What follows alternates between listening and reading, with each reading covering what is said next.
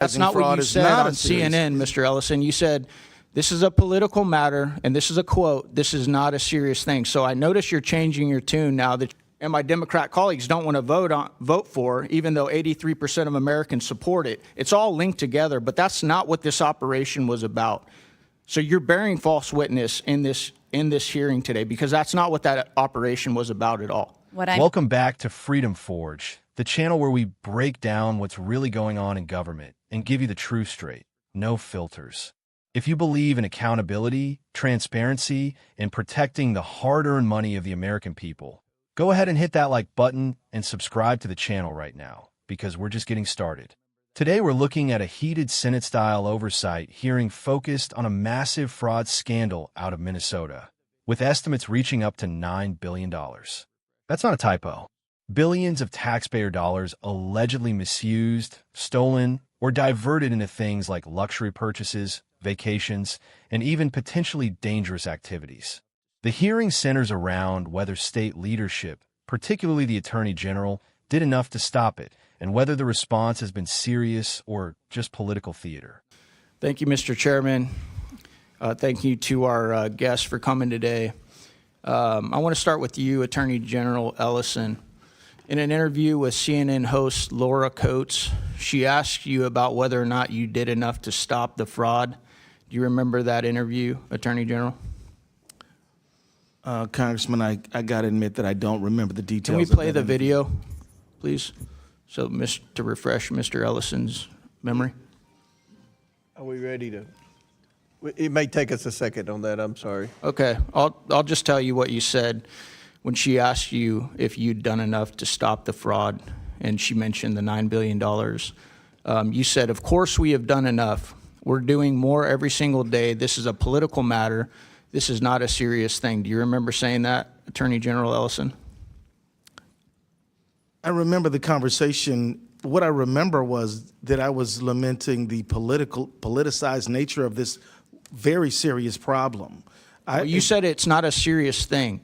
So now you're saying fraud is a serious thing. Okay, well that's not what you said on CNN, Mr. Ellison. You said, this is a political matter, and this is a quote, this is not a serious thing. So I notice you're changing your tune now that you're before the House Oversight Committee. I would have to Do you understand, Mr. Attorney General, why this adds gasoline to the fire when Americans are so frustrated with this government for their out-of-control spending and the amount of money they pay in taxes, and then to see $9 billion of it, an estimate of $9 billion getting stolen of their taxpayer dollars and being used to fund cars and vacations and homes and even fund terrorism? Do you understand how statements like that throw gasoline on the fire, sir?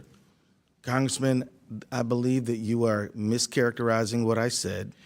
No, I actually read you the quote. I'm not And mischaracterizing Mr. Crane, that at video all. is ready if you still want it. It's up to you. Yeah, let's play it, please.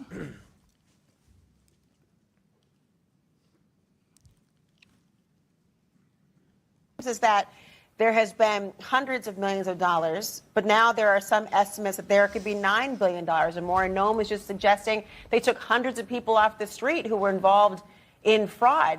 Are you confident your office has done enough? Of course, we've done enough, and we're doing more every single day. This is a political matter. This is not a serious thing.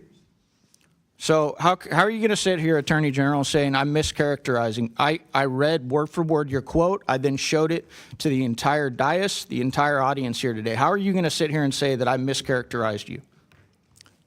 Congressman, I believe you mischaracterized me, because clearly what I was referring to by not serious is that the serious issue of fraud is being politicized and converted into a political weapon.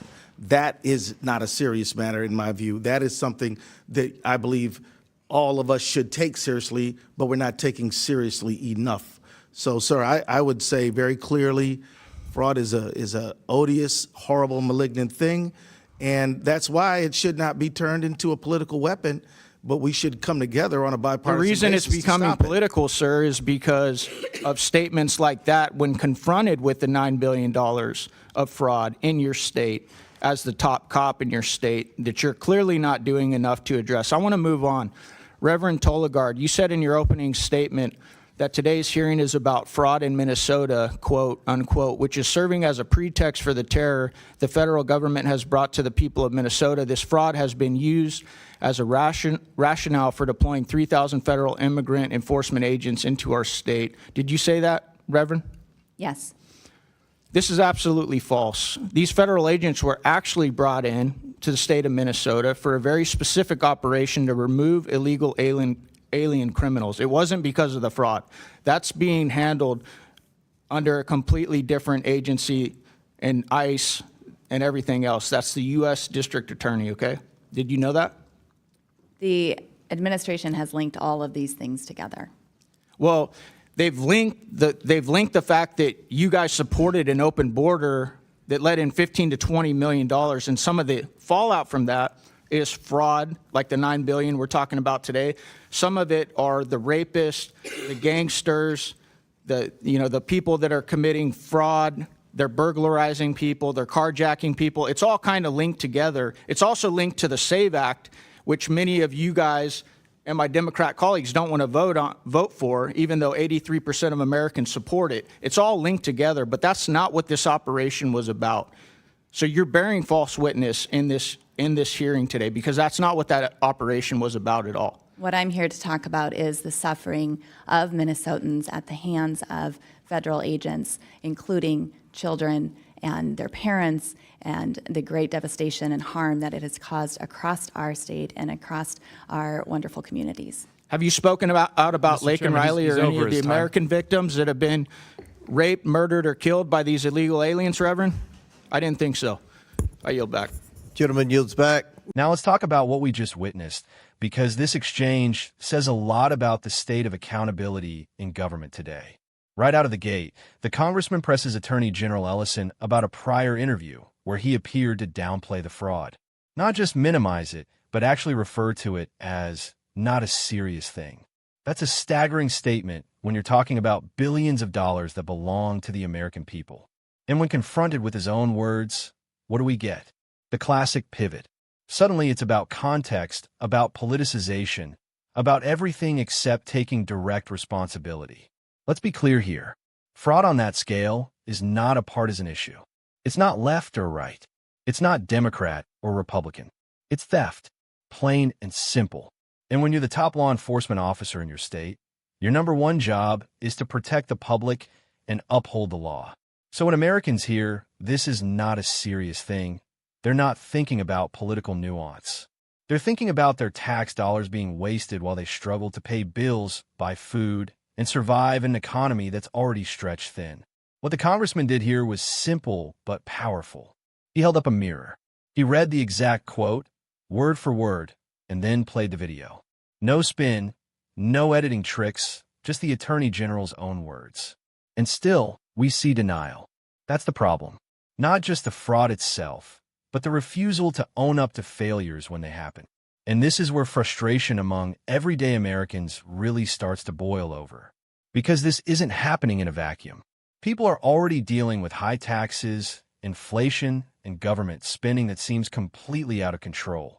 Then they hear about billions being stolen, and instead of urgency, they hear excuses. Instead of accountability, they hear deflection. Now let's shift to the second part of this exchange involving Reverend Talagard, because it opens up another layer of this issue. The Reverend claims that the hearing itself is being used as a pretext for federal enforcement actions, specifically immigration-related operations. But the congressman pushes back hard, saying that's simply not true, that these federal agents were deployed for targeted operations against criminal illegal aliens, not because of the fraud investigation. And here's where things get even more complicated. The congressman connects the dots between border policy, crime, and fraud. Whether you agree with that linkage or not, one thing is undeniable. Americans are increasingly concerned about how different policy decisions intersect and create real-world consequences. When you have weak enforcement in one area, it can spill over into others. That's not ideology, that's reality. What stands out to me is how quickly the focus shifts away from victims. The congressman brings up Americans who have suffered, people who have been harmed by crime, and asks a direct question, where is the outrage for them? And instead of a clear answer, we get silence and a pivot back to broader narratives. This is a pattern we're seeing more and more. When it comes to government failures, the conversation often gets redirected. It becomes about intentions instead of outcomes, about narratives instead of facts. But at the end of the day, the American people don't live in narratives. They live in reality. And in that reality, $9 billion missing is a crisis. Not a talking point, not a political football, a crisis. As a right-leaning patriot, I believe in limited government, but I also believe in effective government. If you're going to take money from citizens, you have a duty to protect it and use it responsibly. And when that trust is broken, there must be consequences. Not explanations, not reinterpretations. Consequences. This hearing, whether intentionally or not, exposed something deeper than just one scandal. It exposed a mindset where accountability is optional, where failure can be reframed, and where the people footing the bill are expected to just move on. That's not acceptable.